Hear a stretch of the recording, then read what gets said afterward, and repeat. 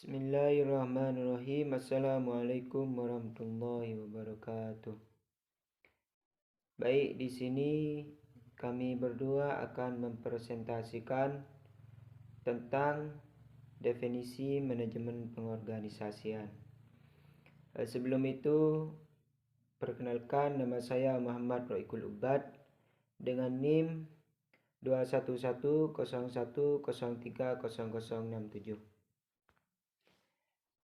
Manajemen pengorganisasian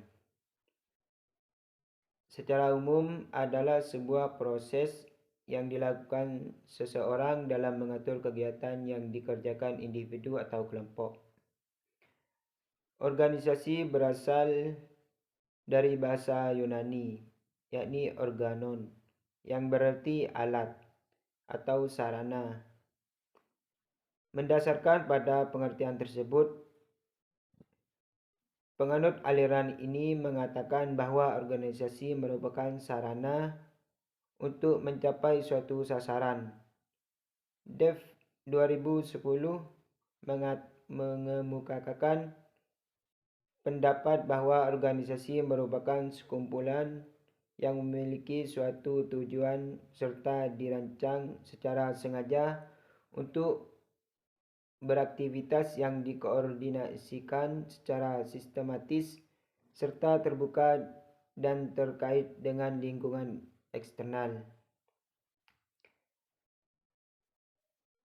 Robbins 2011 menyatakan bahwa organisasi dipandang sebagai kumpulan entitas sosial yang secara sadar terkoordinasi dalam batasan-batasan yang relatif jelas serta secara bersama dalam batasan waktu tertentu dan terus-menerus berupa menyampai suatu sasaran. Budi Harjo menambahkan bahwa semua organisasi memiliki visi, misi, dan sarana yang ingin dicapai. Sasaran tersebut kemudian lazim dikenal sebagai keefektifan organisasi. Dalam konteks organisasi yang perlu diperhatikan agar sasaran tercapai secara maksimal adalah harus teratur, artinya dalam merumuskan sasaran dari sebuah organisasi harus melihat kemampuan yang dimiliki dan fungsi pengorganisasian dalam manajemen berfungsi mengatur tugas, wewenang, dan tanggung jawab setiap individu dalam manajemen. Fungsi pengorganisasian bukan hanya mengatur orang, tapi semua sumber daya yang dimiliki. Jadi, dapat diartikan secara lebih kompleks bahwa organisasi dapat dipandang sebagai suatu proses penyesuaian struktur organisasi dengan tujuan, lingkungan, dan keberadaan sumber daya yang dimiliki. Mungkin cukup sekian dari saya, akan dilanjutkan oleh pemateri selanjutnya. Baik, di sini saya Amirah Hilmi Wasalma dengan NIM 211101030069. Di sini saya akan melanjutkan materi dari presentator sebelumnya. Di sini saya akan menerangkan tentang prinsip-prinsip pengorganisasian. Sebagai upaya mewujudkan organisasi yang berjalan sesuai dengan rencana yang telah ditetapkan, tentunya sebuah organisasi harus memiliki garis haluan yang mendasar sebagai pedoman untuk melakukan berbagai aktivitas atau kegiatan untuk mencapai tujuan.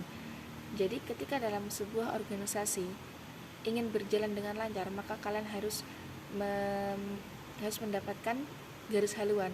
Maksudnya garis haluan ini adalah prinsip. Jadi dalam sebuah organisasi itu harus ada prinsip terlebih dahulu agar organisasi tersebut berjalan dengan lancar. Menurut Herujito, prinsip-prinsip atau asas-asas yang harus ada dalam sebuah organisasi itu sebagai berikut. Yang pertama yaitu perumusan tujuan organisasi yang jelas. Tujuan yang jelas akan memberikan arah yang jelas pula sebagai pedoman melaksanakan berbagai kegiatan organisasi. Prinsip dasarnya adalah bahwa tujuan merupakan sasaran utama dari setiap aktivitas yang dilakukan, sehingga dengan arah yang jelas sebagai pedoman, orang-orang yang tergabung dalam lingkaran organisasi tersebut tidak memiliki haluan lain kecuali yang sudah digariskan, dan akan terbangun semangat kerjasama yang kuat dalam mencapai tujuan tersebut. Yang kedua yaitu pembagian pekerjaan.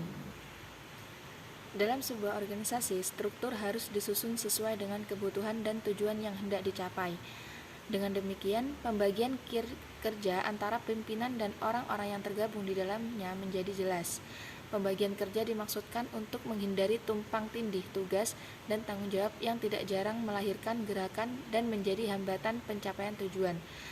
Pembagian kerja yang jelas juga mempertegas dari siapa seseorang harus menerima perintah dan kepada siapa harus mempertanggungjawabkannya. Karena pada dasarnya sebuah organisasi merupakan suatu sistem pembagian kerja bagaimana mencapai tujuan melalui kerjasama. Yang ketiga yaitu delegasi kekuasaan.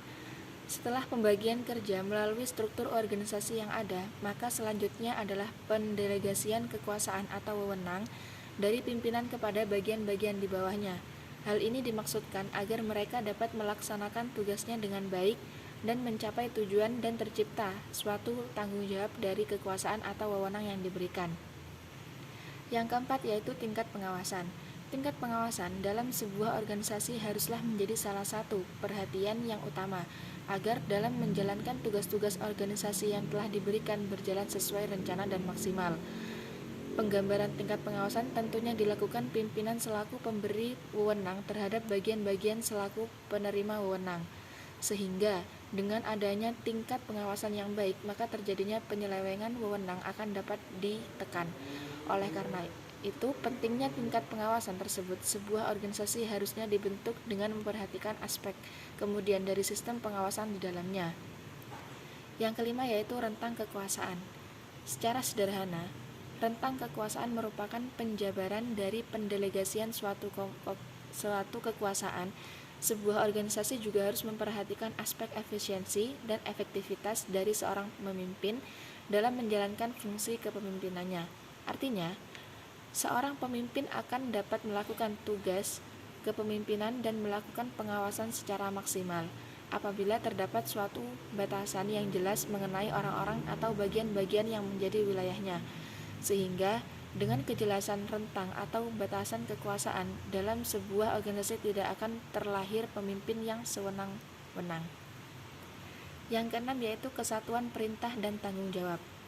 Dalam menjalankan sebuah organisasi, seseorang umumnya mempunyai atasan.